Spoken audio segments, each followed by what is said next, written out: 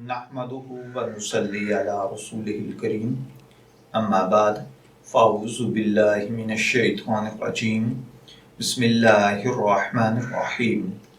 अस्सलामु अलैकुम dear viewers, आपके फेवरेट इंफॉर्मेटिव चैनल फतवा ऑनलाइन से मैं हूं प्रोफेसर शब्बीर अहमद। हमारा आज का टॉपिक है ठेके पर ली गई ज़मीन की फसल में उशर किस हिसाब से दिया जाएगा।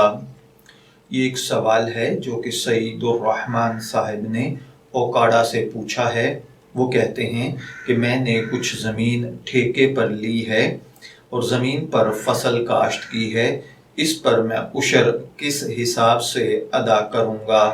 तो देखिए प्यारे भाई, ठेके पर ली गई ज़मीन में अगर फसल की सैराबी बारिश, दरिया या नदी के पानी से की जाती हो तो इस पैदावार में उशर लाजिम होगा, और अगर कुएं, ट्यूबवेल या पानी खरीद कर सैराब किया जाता हो तो इसमें निस्फ उशर लाजिम होगा।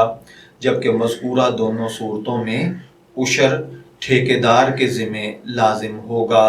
मैं दुआ गो हूँ कि अल्लाह ताला हमें इन बातों को समझकर इनके मुताबिक अमल करने की तौफीक अता फरमाए।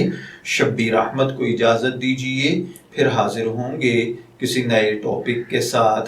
तब तक के लिए अल्लाह हाफिज़।